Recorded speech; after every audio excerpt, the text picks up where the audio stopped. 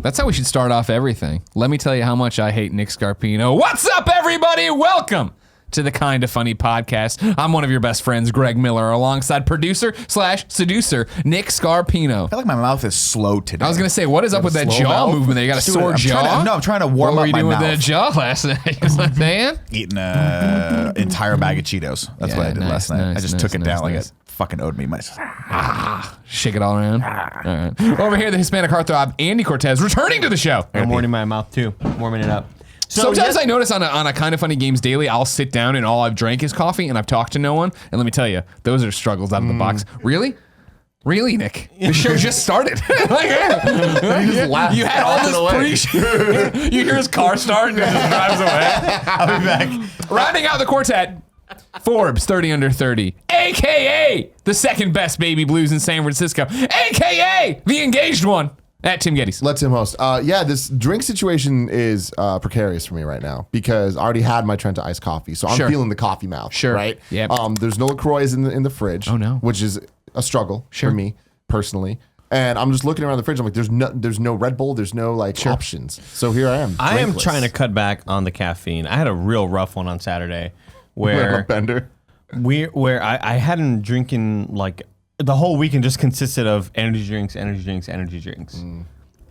throughout the whole week as well, because I've been doing the thing where I'm staying up until 3 a.m. playing Anthem, coming into work. This is the anthem. And it was like 6 hours of sleep, 5 hours of sleep, and it just sort of compounds, you know? Oh, yeah. And so Friday night, I was like, all right, hopefully we can get out of here early Friday.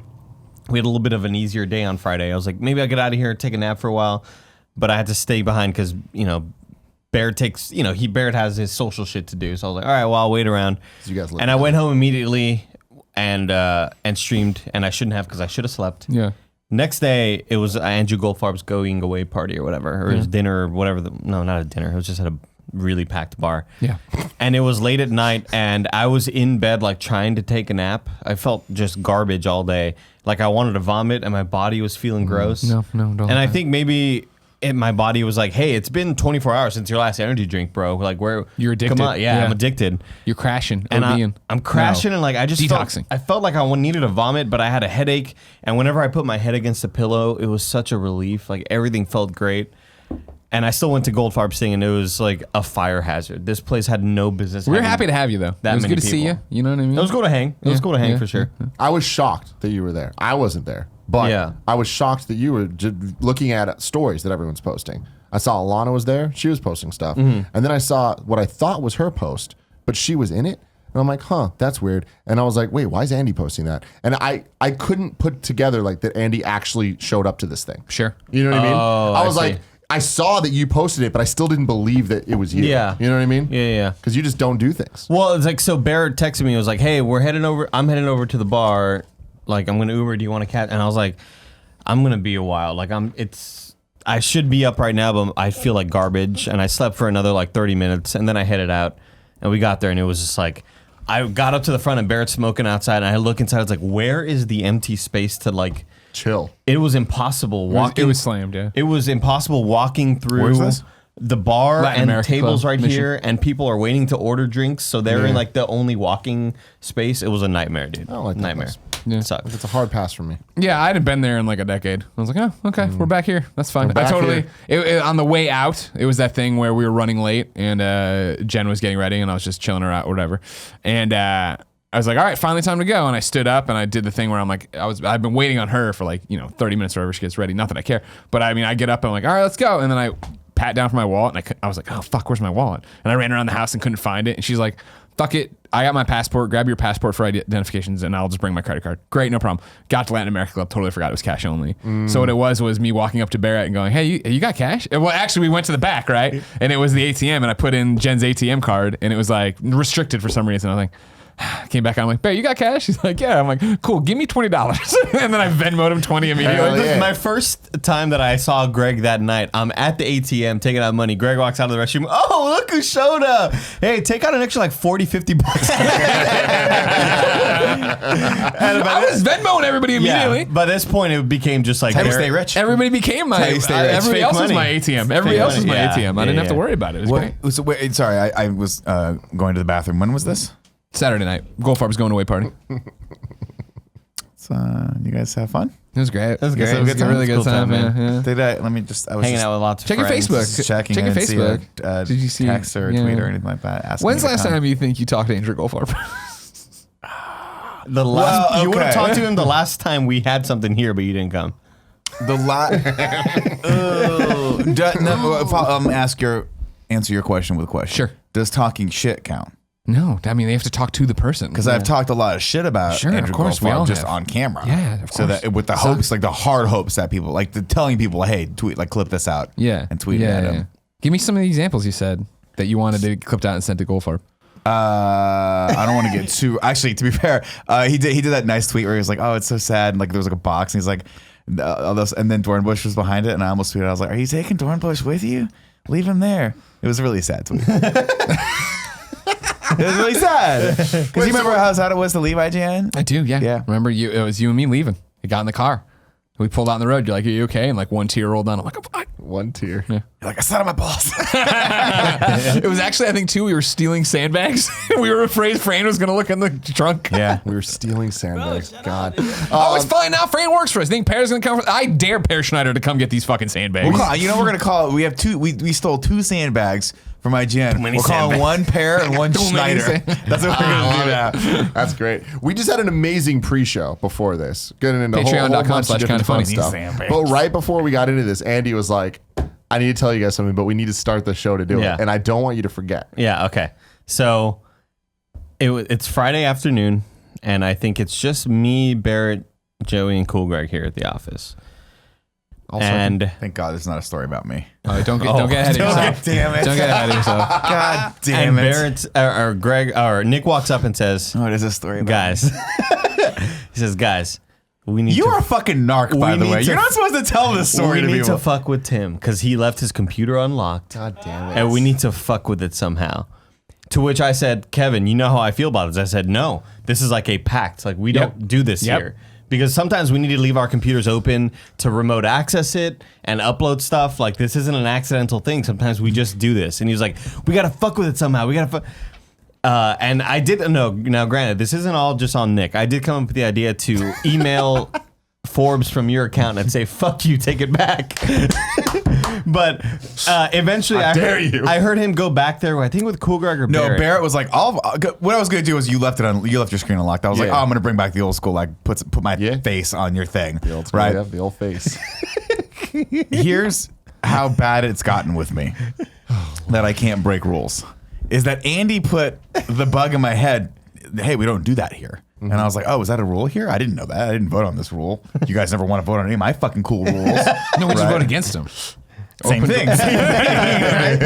So we go, but Barrett's like, I'll fucking do it. And I was like, Barrett, he's your boss.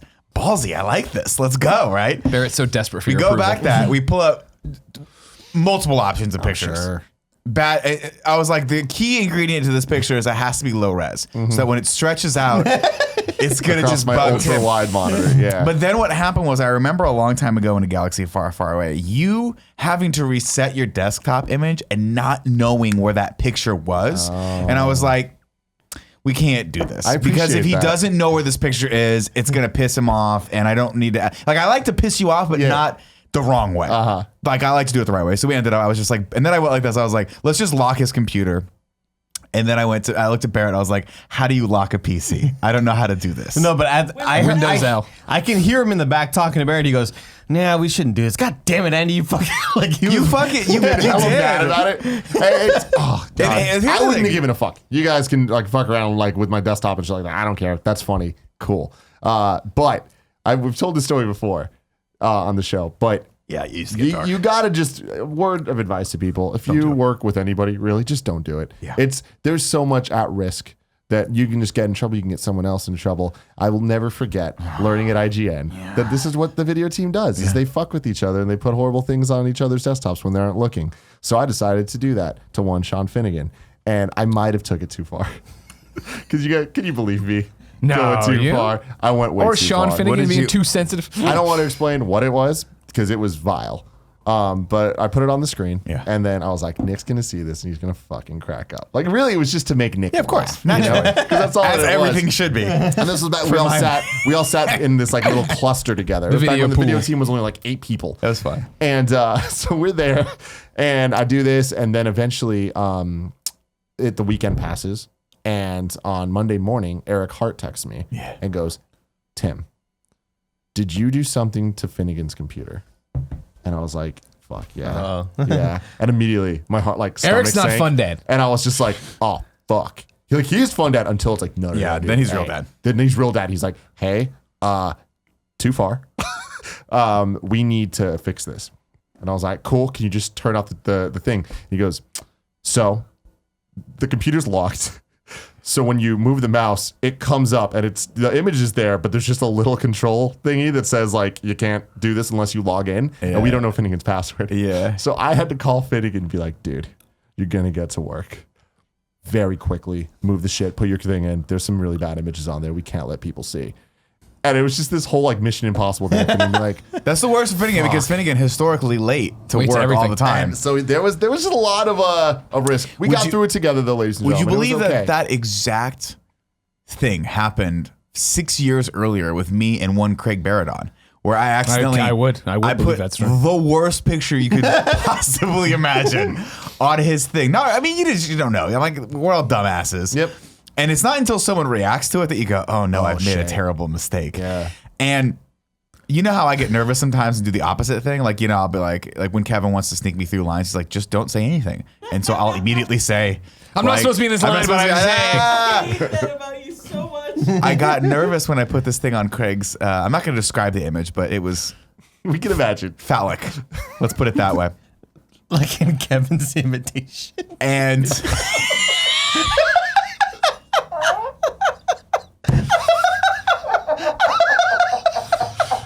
Monsters. All of us. so but I got nervous and I was like, "Oh wait, how do I undo this?" And instead of undoing it, my muscle memory kicked in. And I hit Control Alt, like Delete, Enter, and just locked his screen. And then Eric was like, did you just lock his screen? Like, you did the opposite of what you were supposed to do. I had to call Craig up and be like, "I need the password to your computer." And he's like, "Why?" I'm like, "You left it unlocked. I did the thing." He was like, "Don't even, it's fine. Just- I Here's the get it." password. Just reset. Like, I'll reset when Yeah. I get in." It was the worst. It was a thing lot ever. harder dealing with Finnegan because he's Finnegan. Yeah. So it was just like, Why? I don't understand, bro. Why'd you I've do got this? half a page of a script on there. Don't delete it. That's really mean. That like crossed the line. oh god. It's never gonna get back. Before we get into the rigmarole and really start the show, I need to give a shout out, of course, to my Overwatch League team, the New York Excelsior, currently 6-0. Andy, you know what I mean? They're undefeated. I hate it. They're so good. You're undefeated. They're so good. I hate it, dude. Remember, we said whoever said Overwatch League team would send me merch first I'd become a fan of. It I turns mean, out it's New York Excelsior. technically, Mika's not a part of the Excelsior. Mika Burton gave this to me. This is your through you. asterisk. Okay. Yeah, she Yeah, said. no. I'll what's your counter argument? I'll listen. We were at the so you said whichever team sends me something first. Sure. Mika is just a big Excelsior fan, and she also works like for Overwatch League. Get on it, obviously. Fuel. And so she came up, and I guess throughout these text messages, she said, "I'm going to buy you a jersey." Oh, this I'm is gonna, a good point. I'm This going is to a good make you an point. Excelsior fan, and so she took me down to the store, Take it bought the off. jersey with her Rip it really off. cool employee discount. I wish I would have been hooked up, but that's cool, totally cool. But mean, the it sounds jersey's like- way small. It's not way small. That's my problem with their shop. It's an XL, but it's not. I mean, usually a XL is a bit. Because that roomier. looks like an XL. Like it's a definitely a slimmer shirt. So my problem with the Overwatch League store, guys, and keep this in mind if you're trying to buy something. I bought 2 items of merchandise from the Dallas Fuel store. I bought a T-shirt, the one that says like DAL and then Fuel. It's black. It's a medium, and it's a little bit larger than I'm used to. Like, it's not a slim fit sort of T-shirt. Yeah. The sleeves are longer. It's just like a baggier medium shirt. I'm like, that's whatever. That's fine. I'll wear it. And then the custom jersey that I ordered that says Nitro Rifle on the back. Yeah. It's a fucking small. Like, this is the But smallest. it's a medium.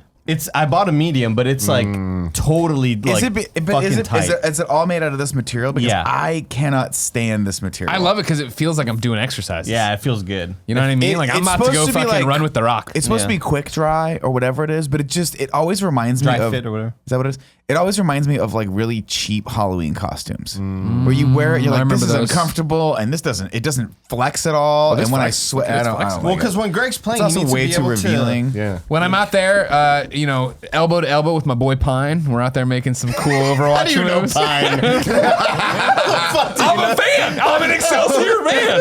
I don't just put on the jersey and not learn Pine's name. All right. His name is Big Boy Pine, is what they call him. Okay. He's one of the best snipers in the league. That's why we roll together. But man. right now the meta does not take advantage of snipers, so we haven't really seen a whole lot of Pine. But the XL are just like they're the Golden State Warriors. Like it doesn't matter which characters are the best right now and which characters get nerfed or buffed. Like they're the best either way, and I hate it. That's why the best podcaster in the business. He's out there supporting Gotta them love now. You know what I mean? If you didn't know, ladies and gentlemen, this is the Kinda Funny podcast. He's my boy.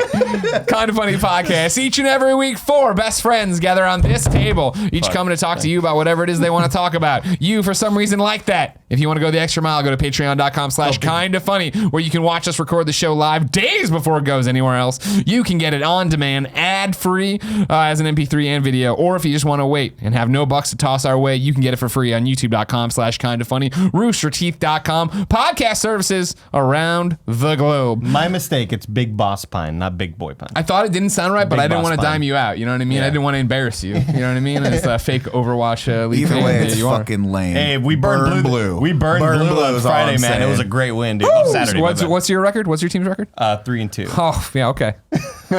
Nick, it's not too late. Come on over. We're going into New York soon. Do you want to go to? When are you going to Dallas? Never. When are you going to New York? Soon. You make a lot of points. But do they burn blue? They kind of do. I mean, it's a blue shirt. Like, what? Do you need a good catchphrase? Look, again, you know, a big good. You what's want the catchphrase for Excelsior? X gonna give it You to know what it is? It's timber, because it's Pine. Timber.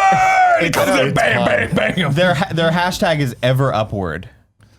Ooh, Nick likes that though. No. No, that's Well, burn blue, bro. It was, What does if that it was even mean? That's a ever propane erect, slogan. Burn blue. Yeah, we burn Propane. blue, dude. But blue is the fucking warmest color. Kevin knows that. It's the hottest blue. It's the hottest fire. It's the hottest blue, dude. Housekeeping for you. Kansas City, we're coming for you. March 30th. New York, we're coming for you April 6th. That's right. The Kinda Funny World Tour rolls on. You can go to kindafunny.com/events. Find out all the details for the Kansas City meetup, March 30th. The New York meet and greet, April 6th. Remember, if you're in the KC area, our meet and greet on March 30th, Saturday night, is free at the Flying Saucer. But if you want to go the extra mile, we're doing a bunch of panels at Planet Comic-Con, including me on the Superman panel of my life. Hell yeah. Tom Welling from Smallville, Micah Rosenbaum from Smallville, Dean Cain from Lois and Clark. Also that day I'm interviewing Mick Foley. Also that day Nick's doing the panel with Henry Winkler. Yeah. A one-on-one. How excited are you for that? How long is the panel? An hour. Great. You and the Wink. Great. You and the Yeah. wig, dude. Just me and him, huh? Yeah. Great. You got this. I really liked your idea of trying to convince him to interview you. Yeah. That's what I was hoping for. Because everyone knows everything about Henry Winkler, but people Everybody aren't- knows everything about Henry Winkler. Do People they? aren't going to know as much about me. So what I figure is I turn it on its side. Yeah. He comes out, everyone applauds, and he just goes, talking about I'm KFAF. super excited to introduce you to your guest today. He is the co-host of a show called KFAF, the Yeah. greatest show on the internet. Great hair, goes to a barber. Please welcome Nick Scarpino. And I come out and I talk about my life. highlights of Nick's Sure. life. I don't think that's wrong. I'll do you one better. If that doesn't take off the way you want it to, I will be able to wait long enough before my Superman panel that I can try to be first question. Yeah. And I'll get up and just be like, hey, pleasure to meet you, Mr. Winkler. Questions for Nick. Nick, I was going to some question. Yeah. You know what I mean? I won't make it about KFAF because that show's getting too much publicity. Great show. Great show. Good, really good show. Good show. Also, I want to thank all of our Patreon producers. This is closing off January and then starting February. There's a lot of names. Pour yourself a soda. Drew Ernie, Karash, Jozavi, James Davis, DJ Kento, Bert Meg, that motherfucker, Yeah. Mark Freeman, Patrick Higgins, Gabe C, Pizza Burgers, Ramiro Gonzalez, Mike McLaughlin, Ty Moore, Willie Lopez, Ty Smith, Kieran O'Donnell, Dom, John Totlin, Sam David, Drew Gardner, Parker Luckenbach, Eric Metzung, Devin Holbrook, Mohammed, Patrick Higgins, Ty Moore again, Kieran O'Donnell again, Gabe C again, Sam Davis again, Mike McLaughlin again. Thank you all for your support. We couldn't do it without you. In the arms of Are they dead?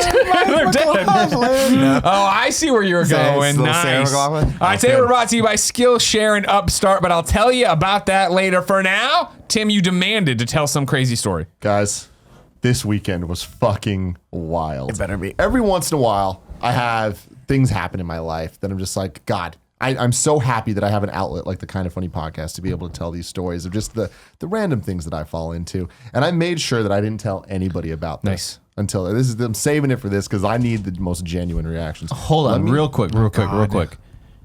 Does anybody else have a very positive story like Tim does that can follow up the story that I'm going to tell after him? I have a negative story. Fuck, mine's a negative story too. Okay, go ahead. I'm not saying mine's positive Oh, fuck, necessarily, okay. But it's a up laugh. to It's you. a riot. I'm letting people. I don't know if it's a laugh. It's Oh, weird. fuck, okay. It's fucking weird, and I'm letting everybody know right now. Things are about to get weird. Oh shit. Okay. Me and my friends go out, boys' night. James Burke? Gia is. I'm not going to name names. That's a key thing about this story. Colonel? Not naming names. Colonel. Okay. You guys, Sorry. for the sake of this and for the Kevin? sake of your mind, Cool, Paula. I want everybody to be able to any of my friends And that you've heard of, Gia you and can her sister. you can sub them in or out Big Dick Scott. accordingly. Okay. However you want, just in your mind's eye. Kevin, I'm saying right now, don't guess who this may or may not be. I'm not guessing. for any of Kevin, this don't stuff. do this to you. No names will be used. To We know protect it's the you, innocent. Kevin. Don't say it's you. We know it's you. Because while I'm okay telling the story, I'm not sure that everyone else would be. Sure, Kevin's embarrassed by his antics in this story. So, don't Gia, hate him. out in Nashville, doing a little like girls trip, whatever, celebrating. I don't know what the fuck she was She celebrating. texted me and we but- texted for a while. I thought that was very Yeah, nice. she ran into Nia Jax, Yeah. WWE superstar, at a random bar in Nashville. Too scared to talk to her though. Yeah, it was a I cute like, damn it, Gia. So she's over there doing her thing, which means I have the weekend to myself in my house. Could not be happier. I'm like, I got this video game to play that I'm really excited about. No one's gonna touch me? You're pretty stoked no one's about gonna that? touch me. I can sleep as long as I want. I can just, you know. Oh, what? you slept This- in, I huh? slept. It was so Hell weird. yeah. It was so Dude. weird seeing you hug Gia during the proposal video. Yeah, we all Just talked about weird. that. Really It felt weird. right. But yeah, I slept a lot, and I was like, oh, but I had one thing that I had a prior engagement. I was just like, Saturday night, I'm gonna hang out with my boys. You know what I mean? But This is one- not. This is just for clarity. It's like you didn't go to the Goldfarb thing. No, because I also I didn't go- Did I not didn't know about it. 'cause get I'm an stupid and invite I just or don't whatever. check Facebook. Yeah, you were invited for sure. I saw you on Facebook. I invite. saw, and we had a whole conversation with me and Joey. I was going to, but I already had this plan. Sure. So I was like, I got to do this. I haven't seen them in too long. So one by one, they all bail, and I'm like, tonight is gonna be perfect. It's just me and one of my friends. Kevin. I can say Curran because he ended up not doing the rest of this. Oh, this good. plan. Now it's like guess who? We're eliminating people. Good. I like this. So wait, everyone but one person decided to bail on this thing, and Yes. you didn't go like call it. You didn't call it. because with me and Curran were the ones that had plans, and we Yeah. hadn't seen each other for a while, just the two of us. Like, Yeah. like it was just a good time. So I was like, great, this gives me an excuse to go get Gordos because he'll get Gordos, and there's not going to be a fight over where we're going to eat. We go get the Gordos. We go to Yancey's, just us drinking some beers. You're in the hood. And I'm like, this is great. I'm going to be able to go home, be home by like 9:30, play Oh, some yeah. games, fall That sounds asleep whenever great. the fuck I want to fall asleep. Sure. It's No gonna pop be- chips in the bed. It's going to be no pop chips, dude. It's going to be so great. That's not how this night ended. Uh-oh. I'm having a great time with him, but then keep in mind it's like 7:30 at this point. All right, and I'm just looking. I'm like, oh, 2 hours and I'll be home. Then one by one, each one of those friends goes, you know what? I think I am going to come out. And I was No. like, God damn it. And No. they start giving times, and they're like 9 p.m. No. 10 No. p.m. One dude says 10:30, and I'm like, and Curran's like, you know what?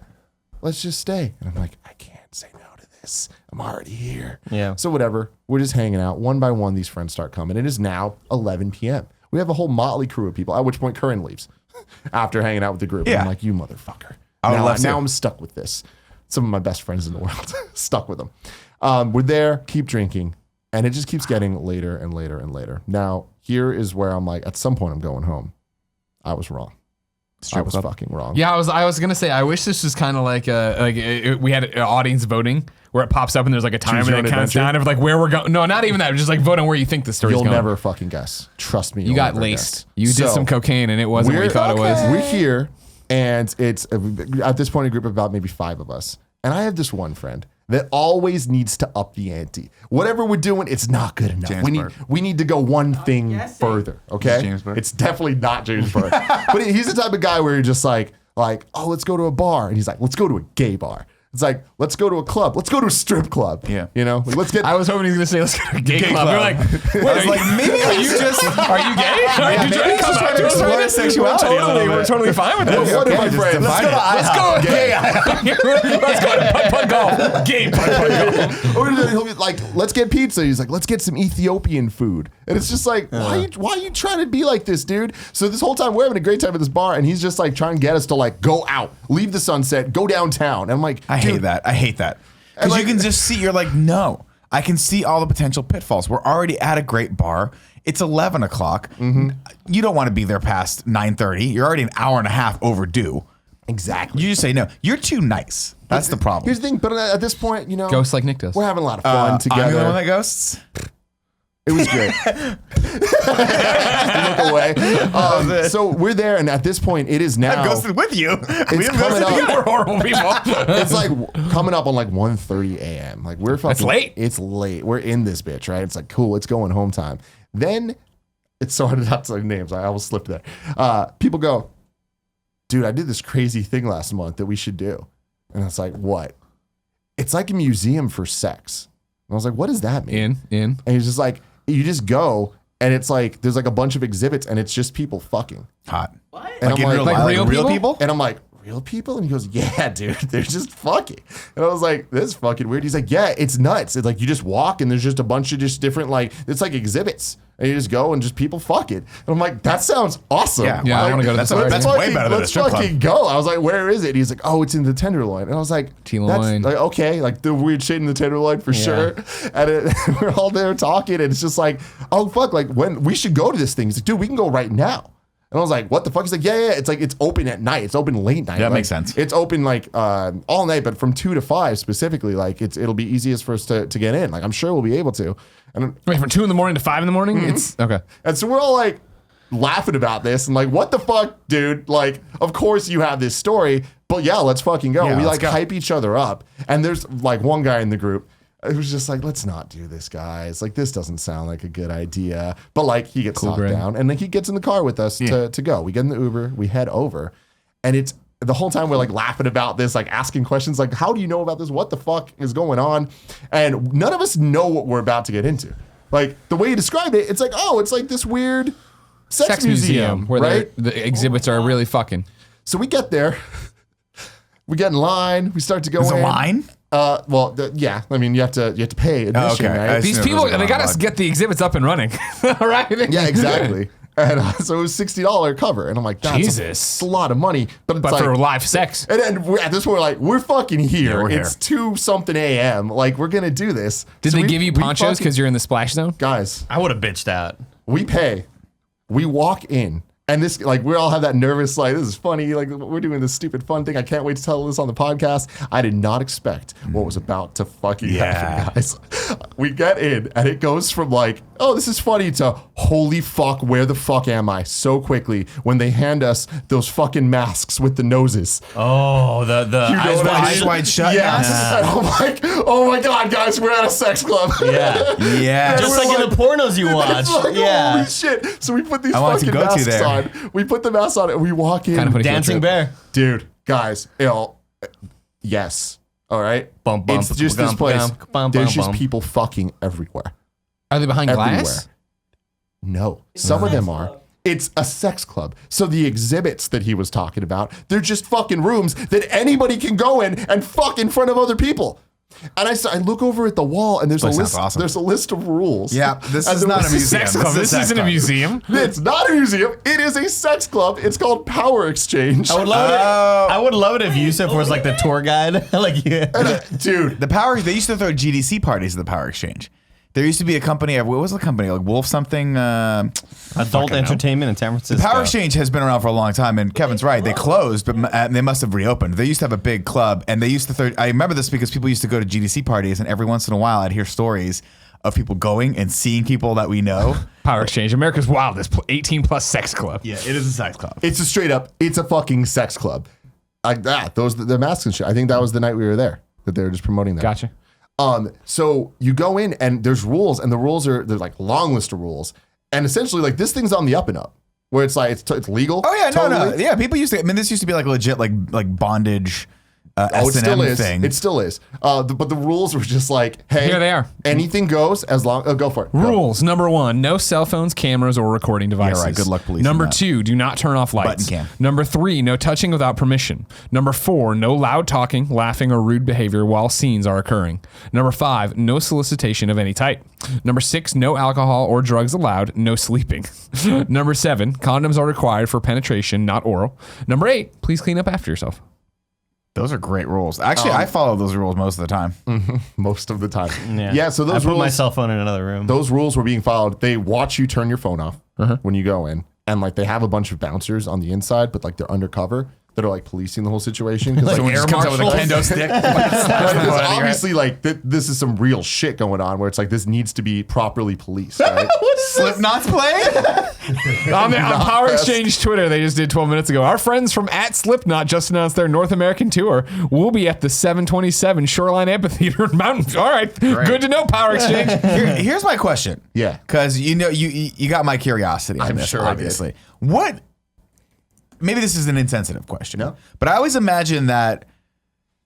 Like, what caliber Let me of jump sex ahead. Let are me we answer seeing here? your I see what question. you're saying. here, I Nick. see what You you're see what saying. I'm saying? So this place is fairly big. 3 stories. Yeah. And each of the story kind of has a different vibe. And as like- I was explaining this it's to like a Gia, Pokemon gym. I was explaining this to Gia, and she kind of like thought it was like, oh, like designed. I'm like, no. It's just because of the amount of lighting. And like, it's not like that's aesthetic choice. All right. But the downstairs is called the dungeon. Yeah. Hell yeah. And then there's an upstairs that has this like balcony. On the main floor, there's like a bunch of stripper poles. And it's free for all. Like anybody can just do whatever they want. You get a discount if you're a guy if you go in naked just wearing a towel. Did you do that? We did not do You that. cheap bastard. No, Do women get in for free?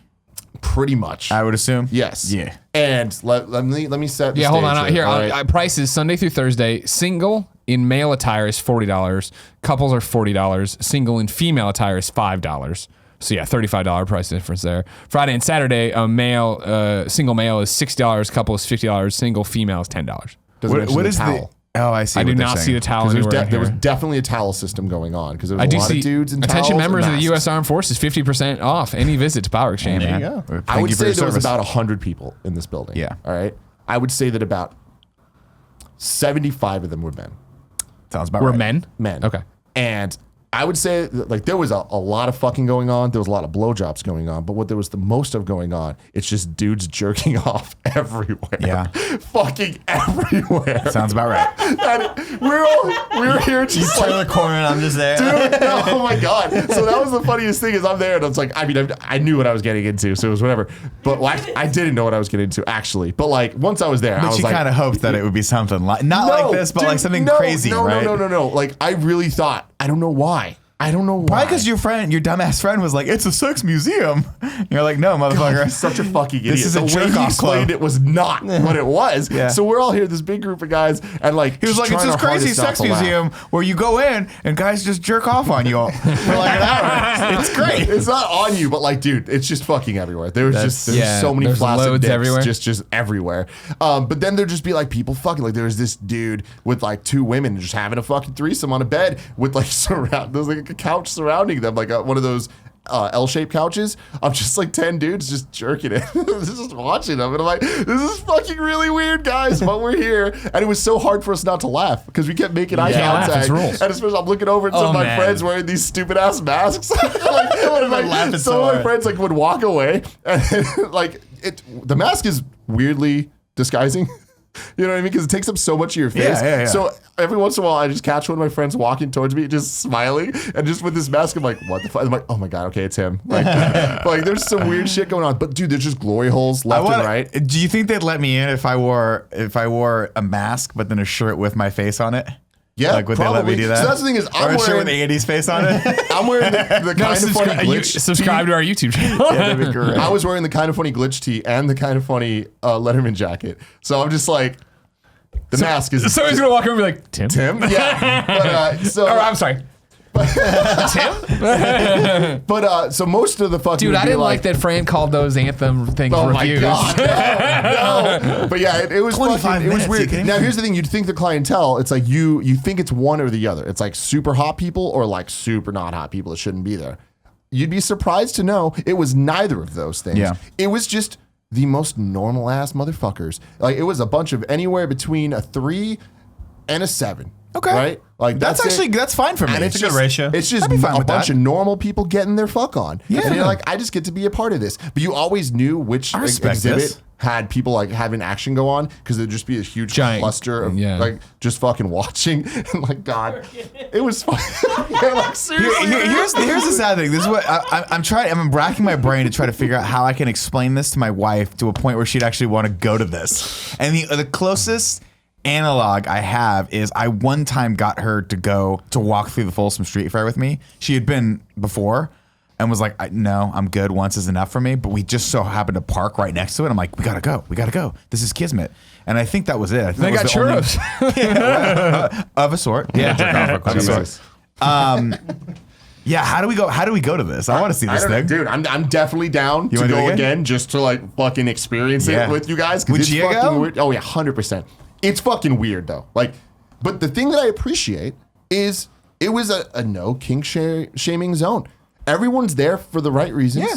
You know what I mean? They wanna just jerk- Everyone's So wait, like, where Where are "We're they here, we're jerking cool off with to, it." though? On Are the they floor. covering with their hands? Well, that's the No, thing. you The just spread it be on the clean floor. rule. Yeah. It's just like into their hands. Okay. They're not just doing it on the floor. You just they walk away. It's like when you that one. I think they do it now at Five Guys, but where you can take the peanut shells and toss them on the ground. Jesus. Oh, that's yeah, hilarious. no, dude. And it was weird because like we be a lot kept of getting peanut shells. deeper. We kept getting deeper and deeper and learning the rules and like the bartering systems and everything of how this all works. Now here's the thing: one of the rules, no solicitation. There was definitely prostitutes there, 100% Like When they there's say no prostitutes. solicitation, are you not? Does that mean you can't go up to someone and say, No. "Hey, I want to fucking blow you"? you can do For that. money. It's Yeah. the money that you Oh, can. so the You can't solicitation. say, "Hey, I'll blow you for $10." Okay. Yeah, but that other thing.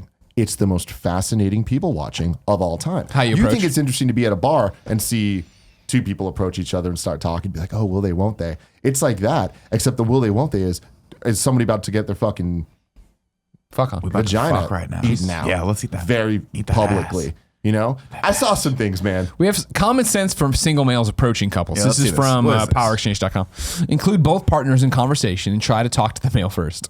Never ask the female half of a couple to meet you alone. Don't look around corners. Be friendly, not creepy. Be honest and don't make claims you can't follow through with, like false bravado or tales of your sexual prowess.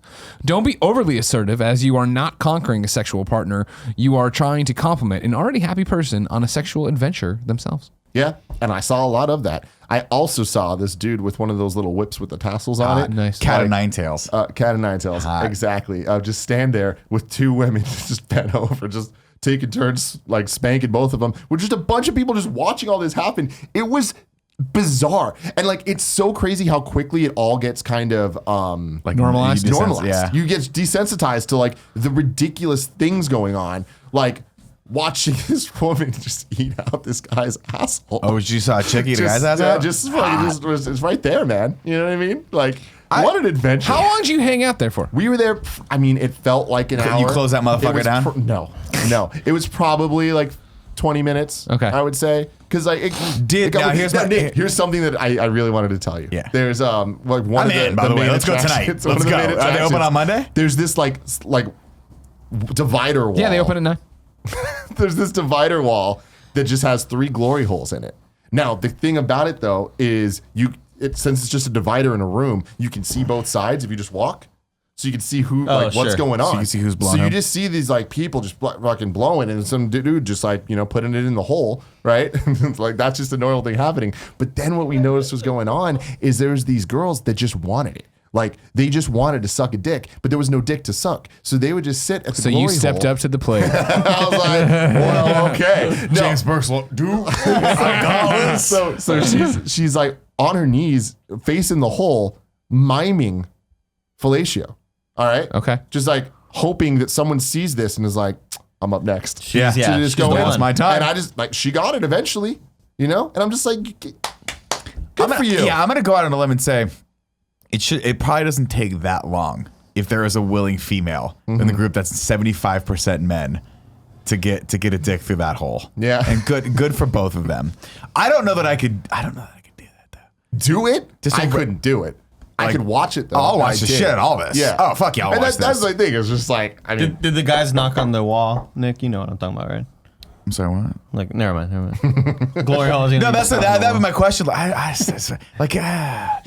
It just seems so like hey, if you're into unsafe. it, good for you. No, it's totally fine. yeah. I'm not judging from a moral standpoint. I'm saying more from just like how many D's have been in that M all night. You know what I mean? Like how many other guys are just disgusting human beings going around there spreading God knows what in this club.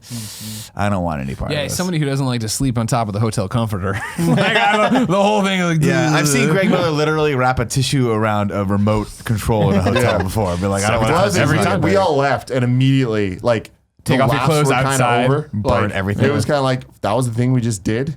Thanks, dude, for and you look around, inviting you're us like, to wait, this. where's that one guy? Where's guy 5? Never heard Where's from the guy him. that wanted to come to the sex museum? But it He's was just like, definitely a thing of all of us you were guys like, I want to stuck in a shower hole. right He was now. eating Yeah. Ethiopian food inside of there. But yeah, hey, what a fucking experience. Do I regret it? Not at all. Would I do it again with you? In a fucking second, go tonight. man. Let's go. Like, it was Here's such what an I want to know. experience, man. Will they let me throw a stand-up comedy show at this Power Exchange? I mean, hey, anything goes. You could just do it. There is a stage. You What's could just up, go- everybody? Listen, I know you're trying to get your nut off. We got an hour and a half of comedy here. The amount of women that were just sitting there flicking it, it was impressive. Really? Oh, yeah, dude. Just flicking that thing, Flicking man. the beam. Damn. Yeah. See, I always imagine when you hear this stuff that it's just predominantly like 99% dudes. I mean, it was a lot of dudes, but like, again, it was a really weird, varied mix of every kind and creed out there. Oh my God. Racially. I love But it. again, it's that 3 to 7 range. You know what I mean? More Like, more power to them. Obviously, like they're 37 all range they're is all a fun range, by They're the way. all consenting, and it's like more power to Oh, them. yeah, They yeah, just want to totally. get their fuck on. But like my mind goes less to like the pornos that I watch, and more to like seeing it on an HBO drama where like there's something really sinister happening. Like my mind goes Someone's to getting like blackmailed. Yeah. And as opposed to like. Oh, it's just like when you watch it in the porn. To me, it's like, no, there's something dark happening here, guys. How And we clean just was it in Open your eyes. I mean, first thing I want to do is shower, leaving. Sure, yeah, but yeah. it's like I feel like that had more to do with I've never been surrounded by that many naked Jacking dicks. off dudes. You know what I mean? Yeah. Yeah, exactly. Like I think that this definitely set a record for the most dudes jacking off around me. Yeah. I'll tell you what. We'll go on a date to the Folsom Street Fair. We'll break that record fast. Dude, it was a fucking trip and a half, man. Wow. But yeah, if you want to learn some shit about society. I'm proud of you. It was weird because it was totally one of those things where I'm like, they live by their own rules. You know what I mean? It was like visiting like a whole new world where I'm like, whoa, there's a bartering system. There's all this stuff going on. I like that. they have their own economy. Yeah. Kind of Funny Live 3's after party was at Wing Wings. Kind of Funny Live 2020 or whatever. Power Exchange. Let's fucking go. But dude, guys, I'm telling you, man, the moment I went in, like the moment when I first started seeing like the Like what you got reality of yourself what into? I could not stop thinking about, I can't wait to tell the guys Oh, this. yeah. Like, Oh, yeah. I was like, this is the That's fucking best great. story You like I've just ever felt had. the roller coaster bar come down. You're like, Yeah, well, I guess I'm we're in here. now. But it's like that's the thing is like I'm not kidding when I didn't realize it was a sex club until I realized it was a sex club. Right. You know? Well, like if you with the way you described it to me, I'm like, oh, you're gonna go to a place that maybe serves like alcohol or whatever. Some artsy and kinda- it's San Francisco, you know what dude. it reminds me of is when I first went to the Standard in LA. You ever been to the Standard Hotel in LA? Yeah. Behind the place where they check you in is like a fish tank. And the first time I went there was just a woman sleeping there. Mm-hmm. That was it. Oh, It was that's literally like well lit, and she was just sleeping. Like it was like well dressed, but like. She was sleeping back there. I was like, oh, this is the kind of vibe they're cultivating here. Like, that's weird. I've never seen that before. Fucking carpet on the ceilings, whatever. I thought you were going to go in. It was like a cool club where occasionally you turn around and like the thing would come up and people would just banging their Yeah. banging Honestly, out. that's what I expected And that would've been cool. And the way that he explained it would lead you to believe that Yeah. it was some San Francisco art shit, not straight up a fucking sex club in the Tenderloin. Yeah. I can never say I haven't experienced that. You lived. I did You live. lived, and I'm proud of you for Yeah. that. That's a big. That's We a gotta big go thing. there. I mean, I'm down. I think this needs to be a. There's couples night. this We could needs all to be go. date night. We could all. Yeah, exactly. Y'all go. This needs to be date night. How badly does Gia want to go?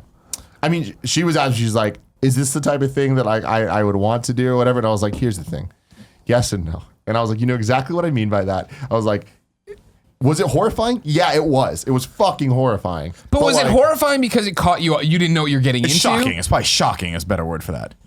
Yeah, it was very shocking. I think That's a good I word. think for me that would be the switching gears for me of like, oh, it's some weird sex museum, okay, and then we walk in the door and they give me the eyes wide shut mask, like, What am I getting myself no, into? this is a swingers club. This is a What sex does it club. say about me though that when I had that moment, like That's once what I got saw you the excited? mask, that's when I'm like, Let's go. we're fucking not Yeah. going home. Like we're going in, baby. It says that you are a professional podcaster who needs to bring really interesting shit I to need the the table. story, man. See, I like that. And it just again, there's a glimpse into my mind when you said that. My first, I was like, oh man, that mask's been on a lot of faces. A lot of deep like, do they disinfectant. I'm sure, yeah, I'm right sure there they in do front of that. you. Like they were really like Hey, they were man. about the cleanliness. They're about the consent. They're about making this a safe environment Good, for you good. to get your fuck on in whatever way you're trying to get your That fuck on. comic I read, Swing, that volume I talked about, it was about this couple going into the swingers thing. The first sex club they go to, like it's a similar. They get there way too early because they're like parents and they're very like new to all this, and they get. And granted, it's a comic that's based loosely on these people's lives, but they get the two are from the sex club owners, right? And they are very much like explaining the rules and explaining how they clean everything, explaining like this is a real thing. This isn't just some fucking weird people are basement gonna we're throwing fuck. together. I like to imagine that like the bodyguards had super soakers of Germex and would just like squirt shit down. Like, all right, we gotta clean up really quick. But Tim, how do you flip the not room. Google it before going? Like, Kevin, keep in mind we had been drinking since 7 p.m. Got We're it, approaching got it, 2 got it, a.m. got it, got it. And like my friends are just like, we're going to Now, a sex museum. You said that I was in. You said that Curran had left by this time, Yes, right? Curran was not. Did a you part of text this. Curran and tell So- him he fucking missed out? The funniest thing is, hold on, let me try to pull it up so I can see what the fuck? Why am I calling people? Did not mean to do that shit. Call them Power Exchange. Trying to get Nick a So, set. I would do it. My friend says just got home, and I was like, dude, me too. Saw way too many soft dicks tonight. And then Curran replies, wait, what the fuck? Did you guys actually go to a strip club? And that was the last. No one's responded to the group text since. So Curran doesn't know yet. The truth. Oh, I can't That wait is to tell fucking him. great. Yeah. That is great. What a fucking. Oh, good night That for story's you. a lot more entertaining than what I did. I watched the finale of True Detective. Don't spoil it. It's great. Because here's The show is or the finale? I heard the finale wasn't great. The finale was lacking, but I still thought it was good. Okay. Yeah. my plan is to get HBO for Game of Thrones and then marathon True Detective season 3. Yeah. It is. It's really, really good. And so, yeah, I think we're going to invest in HBO for a couple months just to have it so we don't have to worry about, other people's logins and stuff. I don't think it's as good as season 1, but I think few things are. Is it better than season 2? Oh, my miles better than season 2. Yeah, Mahershala Ali is like, this is going to win him awards. Absolutely. He's incredible. Other than the 2 Academy Awards he already has. yeah. I watched Green Book last night. Oh, yeah? Yeah, it's good. Real good. So after that, me and Robin are like, oh, it's 10ish. What else do we do? Oh, let's watch. club. Let's watch. I heard about the sex Let's museum. watch the Michael Jackson documentary on HBO. Yeah, this is a bad one. It's really, really interesting, and I don't recommend it because it just gives you nothing but gross feelings inside. They interview 2 of the men now that were the young boys that he was infatuated with, and it is disturbing.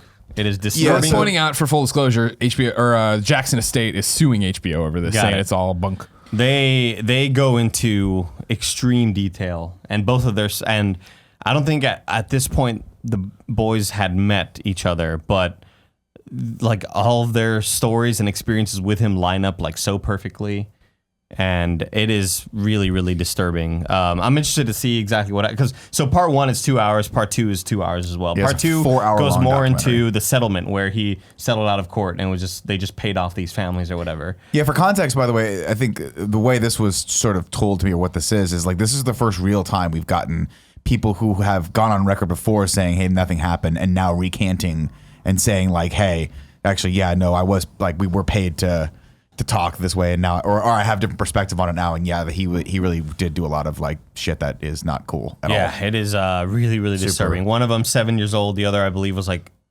11 or 12. The 11 or 12-year-old was an American who was in a Pepsi commercial with him, I believe during a Super Bowl. And Where his hair lit on fire? no. The kid's like walking around in his locker room or in his dressing room, seeing all the cool Michael Jackson paraphernalia, and then the kid walks in. He's like, "Hey, you looking for me?" And the kid's like, "Oh my God, Michael Jackson!" It's like this commercial. So apparently, Michael Jackson saw that commercial. Was in Australia at the time, on tour, I believe, and got a hold of their family and was like, hey, I think he's great in this commercial. I really, I'd like to send a film crew out there to like interview him. And the kid wasn't even a Michael Jackson fan at the time. So they like, in this interview, they put up Michael Jackson posters in his room to make it look like he was a fan. Okay. And in the video, he was like doing the Michael Jackson dance moves and stuff. And now, as the guy's describing, he's like, I guess now that I look back at it, it was like, it felt like an audition, you know? Yeah. Not for a role, but for For Michael Jackson. Michael Jackson's. Well, kind of for a plaything. role, because it starts off very, you wonder what's going on mentally with Michael Jackson to where he is okay hanging out with these kids and just wanting to be friends with them and saying like falling in love with their families. And at one point, one of the boys is their house is close to one of his big estates, and he he becomes so infatuated with the boy and their family and the mother and dad that he asked them to come pick him up. So they would bring back, Michael would sleep over at their house all the time. And he just loved sleeping over and like being a kid. I mean, to be fair, this is the same treatment that I want from Joey's parents. I want them to come pick me up. Oh, true, very true. And I want to be able to have this spend the night at their place. But that's the thing is like you're not obsessed with Joey. No. You're obsessed No. with Mr. and Mrs. T. Yeah. and I want being Mrs. like T to one of the make me kids. cookies. Yeah, Yeah, exactly. is that weird? This is a 12-year-old. You want to live above their garage. Yeah, I know. Like, I just imagine that Mrs. T has the old Magnavox TV that has the VHS right next to it. You're going to And I sit just there in think it's front gonna of it sound fun. like in a robe it's watching gonna be movies. great. I don't think he was 12. I think he may have been 10 or 11. But they like at night go on walks together so that he won't get noticed. shit is twisted, man. And This it is starts dark. off very kind of like friendly, but still really bizarre. And he loves their families, and he like discovers fax machines. So they like fax a bunch of messages to each other, and he calls a little boy Little Bug, and he's like, "Hello, Mr. and so, like tell Little Bug I said hello. I love you all. I miss you all." And he feels like he's a part of their family. And the mom is even saying like, "I felt like he was a son to me, like with how much he loved being around." And some of the parents get attached to the stardom. Of course. And one of the family is from Australia when he was on tour. And the mom becomes so attached to Michael Jackson that they're like, well, our boy isn't going to make it out here in Australia. We have to take him to L.A. And they go out to L.A. to kind of further this kid's career. And by this point, this kid had allegedly spent 5 nights with him in Neverland. And it started off very friendly, and then it became very, very, very sexual. A 7-year-old, very sexual. Like the shit that they describe is just like nauseating. And they move to LA, and they like leave their family behind. At this point, the dad is like dealing with bipolar disorder, and he's like, please don't leave me. Like, you're leaving us. Like, I think the mom, the Jesus boy, Christ. the boy, and the sister are all leaving back to America, or moving to America to further the boy's career. And the dad is like going crazy over this. Yeah. And they also had an older brother who was like, that's where the family broke apart. Like, that's where the family just died right there. They get to LA, and it's like, we haven't seen Michael in 2 weeks, and we thought we were going to be put up in like a really nice spot, but we're living at this like kind of shitty apartment. And the little boy thought he was going to be in the black and white music video, but it was another boy, Macaulay Culkin, who had kind of like taken his spot. And so he's describing it as an adult, like, yeah, I felt jealous because I felt like we were like best friends, but also like I was his lover, like we were lovers. It's fucked up. It is shit, so like man. I texted my buddy who was like, hey, let's play Apex. And I was like, I'm watching Michael Jackson documentary. It's really fucking weird. And he's like, oh shit, like, does it seem really bad for him? And I was like, right now it just seems kind of weird. And then like 10 minutes later is when turn a they corner. describe like, yeah, he wanted me to bend over so he could masturbate. And he like, oh my God, it's just like nauseating, dude. It's really, really bad. But I'm excited to see where this whole fucking settlement happens. Like, I guess they're suing HBO for this. That's what I heard on the radio again today. Okay. I got all my news from the 2 seconds of top 40 radio I heard in this car. I mean, I'm sure the estate, which is worth probably hundreds of millions, not billions of dollars at this point, is not happy that this might lead to people being like, yo, stop supporting this music. Yeah. Which is the heartbreaking thing for me, right? Like, growing up, you always heard that Michael Jackson, you heard these stories, but all you had to go off of was like whatever happened in court, and he was never arrested, or he was never convicted of a crime for any of this stuff. And you had people like Corey Feldman and Macaulay Culkin saying, no, this never happened. And those are people that you like I grew up with Macaulay Culkin and Corey Feldman being like people in my sphere. So if they said it didn't happen, I'm like, oh, people must just be trying to get some of his money. Now, so you have to imagine, the estate's probably like, hey, this is going to cost us a lot of money. Complex.com says, in addition to the $100 million lawsuit they're already facing from Michael Jackson's estate, HBO is now being threatened with litigation from a man named Brett Barnes, who says that the set-to-air documentary Leaving Neverland inaccurately represents the relationship he had with the deceased king of pop. Barnes contends that the documentary insinuates that he was sexually abused by Michael Jackson. His statement is based around footage showing him and MJ together while the latter was touring. Wade Robson. Oh, Wade Robson's he's a choreographer. Wade Robson is the dancer, the choreographer. Yeah, he used to choreograph for JT. Yeah. The alleged abuse victim the film focuses on claims that Barnes replaced him, quote unquote. Yeah. Barnes has reportedly hired a lawyer and threatened HBO with lawsuits. He contends that the film portrays him in a false light, and it will also subject him to hatred, contempt, and ridicule. And so on and so forth. Wade Robson mentions that he sees Michael on tour with another young kid, and it's this Brett Barnes guy who is from Australia. So he's like, so I'm thinking like, oh, he just found himself a new Australian boy. Like, what the fuck? And at this point, like, these boys are in love with Michael Jackson. Like, they are not just fans of him. They are allegedly his lovers, and they have sex everywhere. And when one of the guys is describing all of Neverland, like, oh, there was a room up there. We had sex all the time up there too. And he's like, it sounds kind of gross, but at the time it's like a new relationship where you find a boyfriend or a girlfriend and you're having sex all the time. Like, that's how it was with me and Michael. And it's like he's like 33 and this kid is like 10 or 12 or some shit. It's, that's not cool. It is really tough to watch, man. It is not something you want to watch like if you want to go to bed feeling just like gross and depressed. Like we talked a little bit this morning. I watched a completely different documentary over the weekend that was way more uplifting than what you're talking about. Oh, Free Solo. Yeah, I watched Free Solo over the weekend, which is the documentary about climbing the first person to free solo climb El Capitan, which is insane. And I won an Academy Award recently. The last awards, dude. I went down a rabbit hole a long time ago. I was like, I'm gonna start watching mountain climbing documentaries. I don't know why. I don't have any desire to watch mountain climbing documentaries. But this one, since it won the award, my wife was like, hey, we should check this out. Like, it's supposed to be beautifully shot, and it was indeed. But not only that, but they get to a point where he climbs it because he's the first person in history to ever do this. Everyone was like, this can't be done. Like, and they show him climbing the thing, practicing for months with a rope, and he keeps falling off at these two specific parts. Oh my God. And by so falling Free off, Solo is... Free solo, for the people who aren't familiar with that term, is you are literally by yourself climbing up a mountain with no rope.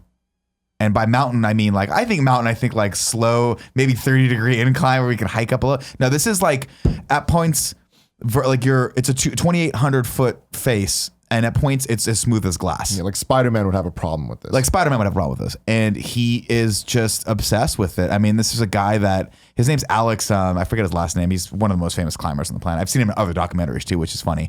But he literally is like, this is a guy that's probably a millionaire at this point, still living in a truck at the base of the mountain. And like, I saw him in a different documentary, like he was living in, I think it's Yosemite is where El Capitan is. And, like a bunch of climbers were living in the park, and the park rangers were like, you guys can't do this anymore. So what they would do is they just drive to the outside limit where it wasn't the park anymore, and they would just live there and then drive in the morning and climb all day and then drive out. It's like Too Fast and Furious. Dude, it's insane. And one of these, he goes around and talks to high school kids, and one of the kids straight up is like, how much money do you have? Because he just doesn't look like he has anything. And he's like, oh, I have enough money. He's like, I'm not like crazy rich, but I'm maybe very successful dentist rich. And he goes, but I also give away a third of my yearly income to charity because I just don't need it. Like, up until a certain point, he never feet owned off the floor, man. Dude, I tell you what, man, I've never felt more close to the climbing community in my entire life. I'm thinking, let's go. Let's do one of these climbs. Let's just go. Free Solo. I don't normally get nervous watching things because I can, it's just it's a documentary, you're watching TV. But I noticed because when he starts doing the climb, you're like, fuck, like he's doing, and he doesn't make a big deal of it. He just goes, and the camera crew goes, oh shit, he's doing it.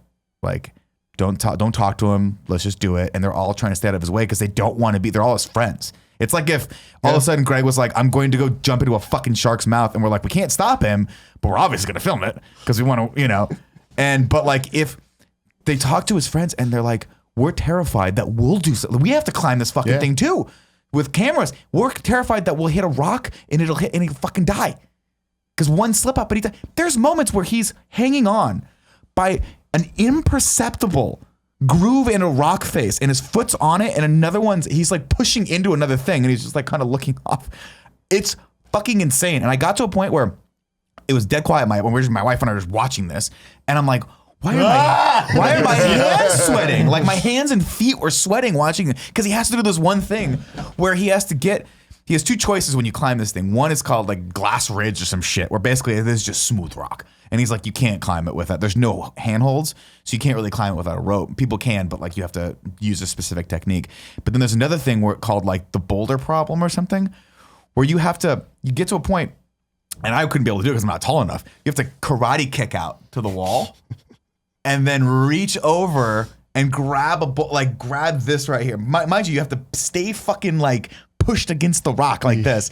And then you have to reach over again like this, grab the rest of the boulder and pull yourself around. And when he fucking does it, you're like the feeling of relief that I've never had watching anything in my entire life. And I know he fucking lived. He was at the Academy. I'm like, I saw him a week ago. I know he did this. Yeah.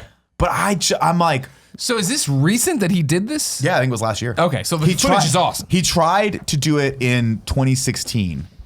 I believe DJ Kendo said it's like available in 4K and it's like gorgeous. But like, if you have a weird thing with heights, don't watch it. Because they have, even the camera guys, I'm like, dude, what the fuck are you? Like, they boom out and they just sit there. And then someone else has to like pull them back in. Otherwise, they're just like, I'm here with my camera. Yeah. Like, could you imagine doing this show, but like hanging off a 28-foot edifice? 2,800-foot edifice. It's insane. And just the stuff that he can physically do with his body. Like, they show him at one point, like, after he does it. And they're like, what do you want to do? He goes, I'm just going to go do this thing. I forget what it's called. But basically, they show him in his van. And he's got these little handholds that are like, no, because he's like very much, he has a girlfriend and all that stuff, but You he's can't not, masturbate with hands that hard, dude. You kidding he's me? not like, Callous dick. I'll say it this way, and I don't mean this as like in any sort of derogatory way, but he's not like us. Like, he does not see the world like us. They had to the point where, and this is one of No, I just love it. He went to the van and masturbated. No, he's not like us. my first thought is like, I just did something no one else has done. I gotta rub one out. I gotta shoot a couple knuckle rockets across the van. Hold on real quick. I'll never forget. We went to a hotel to go watch Funhouse Live last year, and it was me, Nick, and Tim. And me and Tim are sharing a hotel room. Nick has his own. And we get into the hotel and we're like, what do you think Nick's doing? And Tim's like, honestly, he's probably jerking off. Like, in the most honest response. You gotta break in the room. Everyone knows this. It's true. Everyone knows this. No, but one of the fascinating things, and I'm not spoiling anything, by the way. This is an amazing documentary. Everyone should watch it. What is that they do an MRI on him, and they were like, we just got to know, like, how does your brain calculate fear, and is that different than a normal person, like, or a person who's like has a baseline of like, hey, mountain, terrifying, never gonna do that, right? What makes him different than the average Joe? And sure enough, they did an MRI on him, and the fear, the portions of the brain that usually light up in fear, for him, it's almost like they gained it down. So like your 100 would be his like 5. Oh, it's like Stan Lee's Superheroes. Like, it's. Did you ever watch that show? No. Yeah, it's similar to that where they like they find normal people in the world that have like really weird things about themselves.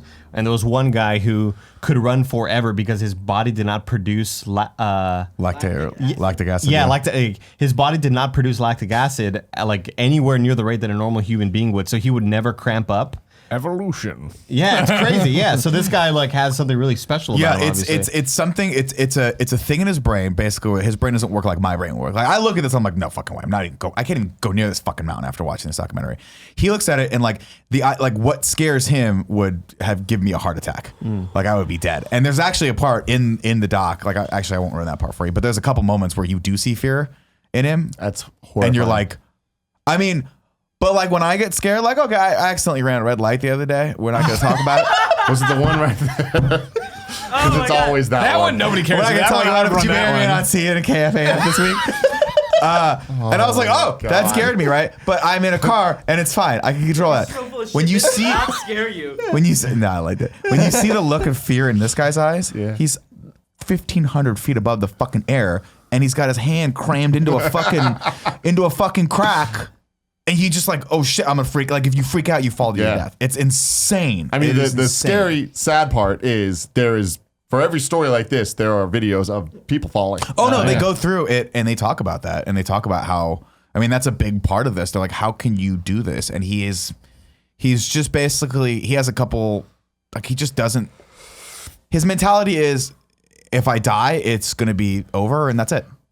So why not just climb? Yeah, why not climb? You know, It's sort of like a quality versus quantity thing with life, I guess, with him, where he's like, I'd rather just he do got something the Academy amazing. Award. You know what I mean? He was the There you first go. person ever to do something. It's really impressive. That stuff stresses me out. Yeah, watch it though. It's beautiful, beautifully made. Now a word from our sponsor. This episode of the Kinda Funny podcast is brought to you by Skillshare. Skillshare is an online learning community for creators with more than 25,000 classes in design, business, and more. Premium membership gives you unlimited access so you can join the classes and communities that are just right for you. Whether you want to fuel your curiosity, creativity, or even career, Skillshare is the perfect place to keep learning and keep thriving. Highlights from one or more of the classes that you want to hear about, let me tell you, Tim went and did this. That's how he made some of the cool, awesome videos you're used to, mainly in the run-up to the January 5th stuff. He ran in there, he did a whole bunch of stuff to learn After Effects a bit better and help make all the Kinda Funny 4.0 stuff that he did. Skillshare is also super affordable. An annual subscription is less than $10 a month. Join more than 7 million creators learning with Skillshare. The first 500 of my subscribers to use the link in the description will get a free 2-month trial. That's right! You go, the Kinda Funny podcast, youtube.com/kindafunny. You can be there. You can join the 7 million creators, be one of the first 500 to use the link and get a 2-month free trial. Up next, Upstart. Applying for a loan is a lot like applying for a job that you don't get to interview for. Instead, loan companies make their decisions based off your credit score and history without getting to know the whole you. Now, thanks to Upstart.com, it never has to be that way again. Upstart is revolutionizing the way you borrow money by rewarding you for your job experience and education in the form of a smaller interest rate. Of course, I've talked about this before. When I first moved to San Francisco, I got divorced, and then I had to move again. And let me tell you, I took out a loan, and I wish Upstart was there to help me out because these other people did not help me out. And this would have been very helpful for back in the day. Unlike traditional credit underwriting, which could be biased against people with short credit histories, Upstart goes beyond the traditional FICO score when assessing your credit worthiness. Upstart believes you're more than just a credit score. They make it fast and simple and easy to check your rate in less than 2 minutes without affecting your credit score. See why Upstart is ranked number 1 in their category with over 300 businesses on Trustpilot, and hurry to upstart.com/kindafunny to find out how low your Upstart rate is. Checking your rate only takes 2 minutes and it won't affect your credit. That's upstart.com/kindafunny. Well, sounds like you guys had good weekends, creepy weekends, everything else. You know what I mean? Creepy, kind of dark, sad. Yeah. Did you not know that though? Like that's the thing about Michael. I mean, with everything in hashtag Me Too and it's like we're taking all these people down. It's like Michael Jackson, of course, dead. So I mean, that's why. But I mean, like I remember all this shit happening when we were growing up. Oh yeah, there was a story like every year of I something. remember He was always in court. I remember then he the had Family Guy Blanket, joke. and you're like, he named his kid Blanket. That's I remember weird. the Family Guy joke of the something wants a kid in me. I don't know. He's like advertising his cereal, whatever. I knew that there were murmurs and they wacko jacko and like, you know, South Park I just series. always kind of assumed that something was fucked up with him. And, you know, did he actually like fuck these kids, or was it just being really creepy and having sleepovers, which is still really weird and uncomfortable? That was always my thing, right? Is that when it was alleged that he would do these things, they would come out and say, no, nothing like that happened. We just slept in his room. But it's still weird. And I always replied, what fucking parent in their right mind would let this happen? It's the R. Kelly thing, Have dude. you in that, and have you watched Abducted in Plain Sight? No. On Netflix. Watch that, because that thing is all true crime. It's all different interviews, and it's fucking ridiculous. Because Jen had already watched it. I downloaded it on the iPad, watched it on the plane ride back from somewhere with her, and it was that thing where I'm watching it, and I forget, like, I'm 10 minutes in, and this is one of these where I turned to her like this, and she's like, oh, wait. And I was like, what do you, and it's not even spoilers, like the guy who's, you know, the molester and this horrible fucking dude next door, they catch, like, in the first 20 minutes, right? And the movie goes on for like an hour and a half of how this dude came back and did it all and like fucking fucked both the parents, like literally. Yeah. That way he could play that off of it and do whatever he wanted. And it was like, Like, why he's a the fuck? master manipulator. And that's the thing too. And he does the thing of he lies about a psychiatrist, and that they said that to get over this, I should sleep in your girl's bed, and they're like, all right. Yeah. It's like, oh my God. Yeah, the Fucking parents idiots. know in this documentary that like that it is weird and it is kind of like, but they also say, but at the time it's like, I didn't know, I just didn't think that it was that wrong. Well, like, I understand. I mean, I don't understand, but I can. Oh, it's Michael Jackson, the biggest fucking superstar on the planet. Yeah, who but we at the know is same weird and time, has a like, place that's called Neverland and has a fucking monkey and does. Well, Yeah. I don't get me wrong. I'm with you. Of like, get the fuck out of here. yeah, It's like, at one point, I would be like, yeah, you can absolutely spend, like, you guys can absolutely go there, but under no circumstances would I ever let my fucking kid be in a room sleep over with Michael and sleep Jackson. over without me being fucking watching. It Like, gets to a you want to point- play with this giraffe? That's great, and I mean that literally, not metaphorically. Nobody thought. No one thought that you were referring it to gets- Michael Jackson's metaphorical giraffe. it gets to a point where they see him as family. So the thought that they would be doing anything weird or gross like never really crosses their minds. But at one point, when I guess that's fair. I believe the Australian family is leaving back to Australia, he asks the mom, "Can he stay with me for a year?" And the mom's like, "No, Michael, of course not." Like, and he's like, "Well, I could do so much stuff for his career." And she's like, "Look, we can. I don't mind having him fly up here every once in a while, but he's my son. Like, Yeah. I'm not gonna not have my son for a whole year, you know." And then at one point he said, "I get everything I want," apparently. And she said, "Not this time," or something like that. And it's so weird. And it reminds me a lot of the R. Kelly thing, where like that the one dad and mom and the daughter are at R. Kelly's thing, and he asks for the girl to come backstage and like go into a truck with them or whatever, and the parents are like, "Yeah, whatever. It's R. Kelly. Like, she's a huge fan or whatever, you know." And so are they, and so are all these parents of Michael Jackson. They know, Yeah.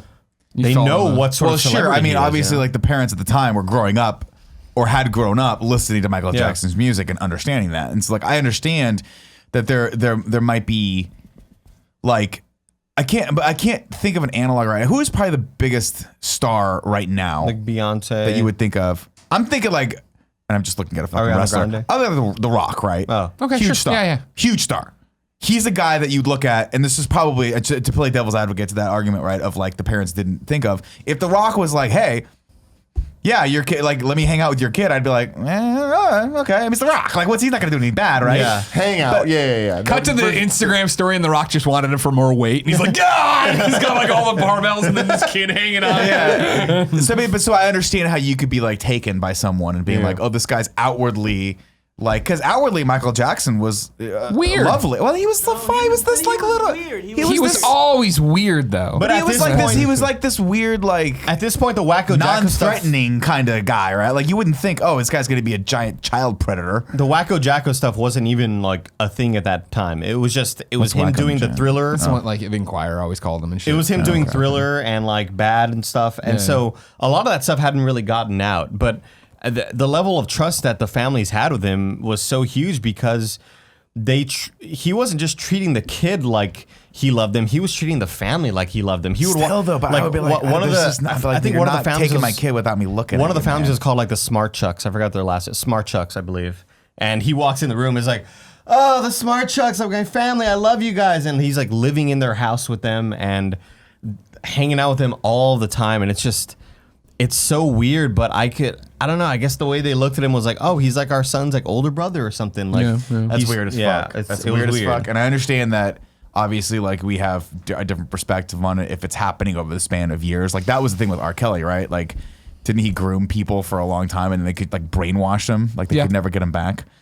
I haven't watched the R. Kelly thing. My wife just watched it. And I'm like, I don't know that I can watch a 6-part documentary about a guy that still hasn't. We went down faced- that rabbit hole. Still has not faced. At one kid ends up having a box of jewelry of rings that Michael would buy him, and they were like gold rings with diamonds and shit, and he would get them for like certain sexual favors.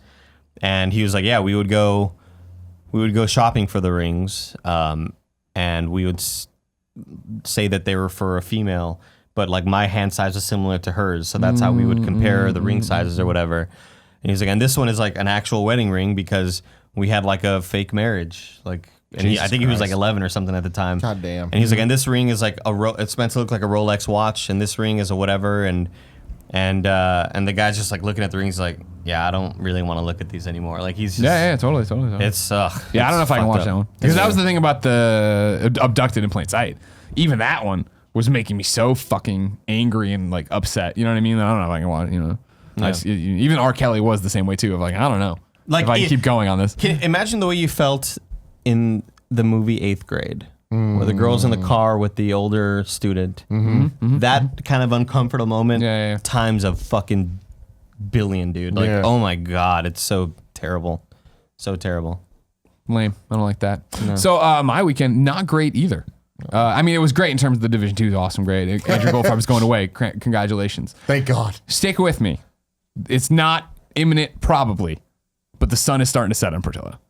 Like we're gonna, I don't know, like he's fine in quotes right now, but I'm cooking Friday night. Jen and I are settling into the weekend. We're excited to be home. I'm cooking at the stove. She's sitting at the bar counter with Portillo in her lap, like we always do, right? I don't want to hear this, man. And we're sitting. Well, imagine living it. Yeah. We're sitting there having a totally pleasant conversation. There's jazz on the echo. Everything's going fine, and Portillo starts screaming, and I don't mean he yelps, and I don't mean he barks. I mean, he starts screaming like a person in immense pain out of nowhere. He didn't shift. She didn't change anything. Nothing. And I'm like, Jen's looking at me, and I'm like, stop touching him. She's like, I'm not touching him. I'm like, put him down. And so she ran to the other side of the room and put him down. And now he's just on the floor all by himself, not being touched, screaming, and finally snaps out of it and then hobbles away. And it was like, what the fuck was that? You know what I mean? Obviously, he's had 2 knee surgeries on each one of his legs. Both of those preempted by him jumping off of something. Right. Like they're clearly being something happening. Catalyst. Exactly. Not we're just chilling out and it's been a totally normal week with him, month with him, nothing. And him just fucking wailing. And so like it's pandemonium. It's, it's all sorts of craziness here of what to do. How do we do this? Jen runs over and turns off the stove because I abandoned that, obviously. And it's this thing of him hobbling, and it's just like, okay, like all we can do is monitor. Like he's been hurt enough now that I'm like, well, you just monitor and see what happens, right? And blah blah. So we eat food. He's still there. He's still super tense or whatever. And like when he had hurt his second leg, I don't know why the doctor or the nurse or whoever thought this would be a good idea. But she told us of like, well, next will be his back. Like, you know what I mean? That's how this goes or whatever, right? And so he's still hurt. He's still favoring the leg. We put him on the thing, and it's this weird thing of we take him into the emergency room vet. They look at him. They of course just give me pain meds for him because that's all I can do, really, right? They give you instructions of like 10 days of this rigmarole. He's on opiates and then this muscle relaxer. He's fucking high as a kite all the time. Dude, he's living a great life right out now. Of his mind. I've been on that regiment. Yeah, it's a good place. And so it's like Did they mention the screaming? Oh, I mentioned the screaming. Yeah. I mean, did they like have a diagnosis for that? They think it's they think it's something in the back, maybe a bulging disc or something in his lower back or whatever that could manifest as a leg thing. And so that's what we have to watch now for is like, the limb or whatever. So it's like 10 days, see how it's going. If it's fine, hit up your vet, see what they want to do. If it's not, go talk to a neurologist. They gave us a recommendation or whatever of that. And so like it's been this weird weekend of obviously he's going to be 14 this summer. You know what I mean? We've talked about on this show a million times, right? That he's going to die. Obviously he's going to die one day, right? And I've said that and I'm like, oh, his eyes are milky or whatever, right? Like this is such a cold, hard reality of like, and I just talked about the nightmare not too long ago, right? Of like losing him, of like, we're getting really close. And it's been a trade-off all weekend long of who wants to be the strong parent. Of like who can, when it was happening, I was like, I'm in the moment. Let's do this. Watch, monitor, turn off the food. You know what I mean? And like Jen was losing it, and then like we shifted balance eventually, where like, like the doctor's like, well, don't let him on the furniture, thinking that he still jumps off shit. I'm like, that's fucking long gone, sir. Don't worry about that. But like, dude, maybe move to a harness, all these different things. And so like, him fucking flying through space now. This dog just out of it, you know what I mean? Yeah. But sitting there like looking at him and like looking into his milky eyes and seeing his white face and his white paws and him like laid up now, it was the thing of like, in my head, which made it even more sad for me, was like, the sun's getting awfully low, big guy. You know what I mean? No. Like, it's just this thing of like, fuck. And so then we've had him all weekend. We've had him, but we haven't had him. You know what I mean? Like, he is not Portillo right now. He is a doped up. So are you thinking, okay, we'll let him get through this regiment, see how he comes out of it? I mean, it's clear something's wrong. Even he's still, it's the weirdest fucking thing of like, so it's like, all right, cool. We, went and got a new dog bed that's flatter. Like, not for this. He needed a new bed for the living room anyway. Got him a harness instead of the neck thing, so we're not pulling on that. Yeah, that's probably But like, it's the weirdest thing of like, no sleeping in our bed anymore, put him into the crate or whatever. And he will run out of the crate, run to do whatever, get in the thing, walk totally normal, be fine. And then I keep saying what I think's happening is that he's in pain, like he's got a sore back, like if we pulled something, right? And he can process that, and because I'll pick him up and I'll hold him and I'll walk him downstairs and I'll put him there and I'll do whatever and I'll put him on the couch, and he's totally chill about it, no big deal. But then it'll be like, you know, day 2 or whatever, we put him in bed with us while we were just laying around or whatever, and it was that thing if he was looking at me and Jen like came to pet him and touched his hind end and he yelped, and so I think it's like he's sore. If he knows he's sore, so if he knows what you're doing to him, he's like, oh, it's gonna hurt a little bit, but it's not. But then it's the surprise factor if you touch him, and then of course, I mean, adding more anguish to us, right? Because it's not guilt, we didn't do anything wrong, but you know how this is. Once he yelps from being touched in the hind area, he then goes to the other parent, ears back, and looks at the other one like you just fucking hauled off and hit him. And like it was the same thing when he was done screaming and we put him down. Like he looked at me like Jen fucking pile drove him. Like that's not what's happening, man. You got to tell us what's going on. We don't know what's happening. So like at what point do you go, his quality of life is not great That's anymore. the thing, like, right? And like that's what the weekend's been of. Hopefully it's just the sun setting. We still have some time here, but it is the same thing of like, well, what does any of this mean? You know what I mean? And that we have, you know, a vet appointment already set. Yeah. To I go hope it's to like get Anthony Hopkins in Ragnarok, where it's like, Oh, I thought you meant to realize. I was like, he's still alive. They haven't killed him. thinking he was gonna where go. Portillo but- says goodbye to us and then just turns into like into light and like, goes yeah, out. it's kind of like a He he gives you like a Yondu. special message, Sure. sort of thing. Yeah. like, you know, and then you're Talks for the in a first time. fight. You're like, and you're like, Yeah, sure. What are you the god of again? I love that he's British. So yeah, he's got a normal vet appointment with a normal vet who knows him, just to get. It's not a second opinion, but like it's Sure. the emergency room. They're just trying to get take care of you in this Yeah, moment. just to And then diagnose I'm assuming neurologist after that to figure out what's going on. That's crazy. But then it will be the thing of like, yeah, I don't know. Like for us, Jen and me, and like it is quality of life, right? Like I don't want him. Like I never want to do You don't the want him thing. to be in pain constantly just so that you guys Exactly. don't And I have don't to want deal with him. the mental And anguish it's like of the losing same him. thing like right now where it's like, he doesn't understand anything is happening. Like, he was excited for his treat the other day and he was like doing the normal Portillo run around, hop around, being, I'm like, stop fucking. And like, you can't stop him. Yeah. There's no way to tell him to stop. And then sure enough, he like bumped the door and like ran away from me. I'm like, you did that to yourself, idiot. What do you want me to, you know what I mean? Like, how are you going to do anything? Put So him in like, a big like bumper, like sure. like floaties, Hamster ball. Put him in floaties. Yeah. You know what I mean? Yeah, Yeah, sure. that was when my parents' dog Max, when they had to put him down. That was a clear like because he had lost the use of his hind legs. Yeah. And so at that point, my mom was like, he's very drugged up. He wouldn't let like people touch him because Yeah. he didn't know what was going on. And so Right. if your hand got close to him, he just couldn't he would just nip at you. Yeah. And then when they had to take him out, they'd have to actually carry him out to go to the restroom. Yeah, and that's when it's time to say. And I don't know, and like, you know what I mean? Like the way they described it was, I think it's a mild, back thing or whatever. Yeah. So like, and that's I've granted been a first there. opinion. Yeah, of course. I've been there. We haven't we all? I blew up my back putting on that t-shirt sucks. one time. You know what I mean? But it's that thing of like, I do not in my heart of heart right now believe this is it. Like this is the one. That we're gonna take them in, they're gonna be like, sorry, this is fucked. You know what I mean? Like I don't think that's what it is. Well, but if it he's is still that thing moving of around like and stuff, Oh that's sure, but it's fine. also the thing of just like that's how it's gonna happen now. It's not gonna be that he jumped off the couch when we were doing cooking with Greggy gonna be or a when slow my mom decline, was yeah. visiting. Now it's going to be anything can happen at any time. He's It's just a fucking time bomb with a yeah, hair just trigger. sitting there, like what the fuck?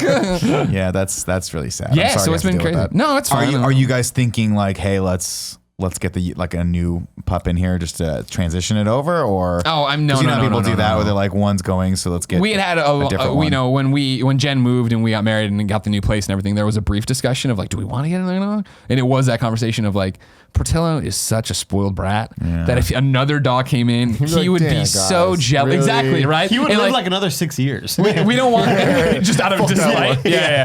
No, we just don't want his final years to be like all like Getting nipped at, Nobody. No, yeah. not even that. It wouldn't be the dog annoying him. It would just be him being like, I can't believe you're petting that dog and not me right now. You know what I mean? Of Yeah. like how Porty is on the couch. Where if Jen and I are separated, he'll go to one of us get pets and then go to the other and get the pets and then keep Naturally. going back. He just Yeah, can't settle. absolutely. You know what I mean? Yeah, you gotta get the pets. Get another dog in there. He's gonna be heartbroken if I'm petting that dog and not him or something to that effect. He gets mad when we pet each other. Like when I'll rub Jen's foot or whatever, he'll come over and do the get under my hand to This take is it. my job. I have one job here. It's Yeah, to get I get petted. to pet Do you it. All right, understand fuck that? this foot. Fuck don't you get the guys. Yeah, petted. yeah. That's true. So it's like just been a weird weekend of this like weird, not hangover, but like cloud hanging over it of just like Porty's there, drugged up, laid out. You know what I mean? We're like, he's like glass. Like we want to move him, but it's like, is that gonna hurt him? He's running, you can't stop him. And then he's just high as fucking poor little cat. dude. No, that's fine. It's fine. Yeah. We all knew what happened eventually. Well, hopefully he pulls out of it. Yeah, I don't know. We'll see what everybody says this week in terms of vet appointments and things like that. But yeah. Bummer of That's an it. episode. I know, right? What a fucking. I tried to bring it bummer, up you know what I mean? with Free Solo, but I brought it right back to the you perverts. guys you brought it back to And the perverts. sadness. It's Yeah. gonna be really weird because the headline of this episode is 100% gonna be Sex club. Tim accidentally went to a sex club, and then like I hope they stop listening after that. No, that's fine. That's how the Kind of Funny podcast Kind of works. Funny podcast. If you baby. didn't know, this is the Kind of Funny podcast. Each and every week, 4 best friends gather on this table, each bringing their lives to discuss with you. Nick's got to go to the bathroom again. I took that whole 2-liter bottle. Dude, it's fine. Don't worry about it. If you like that, you can go to patreon.com/kindoffunny where you can get the show early. You can get it live. You can get the pre and post show, which we are about to do the post show for. Of course, if you have no bucks, you can just get the main show, youtube.com, roosterteeth.com, and podcast services around the globe every Friday. But going to patreon.com/kindoffunny really helps us out. So we hope you consider doing that. It's 2 p.m. Until next time, it's been our pleasure to serve you.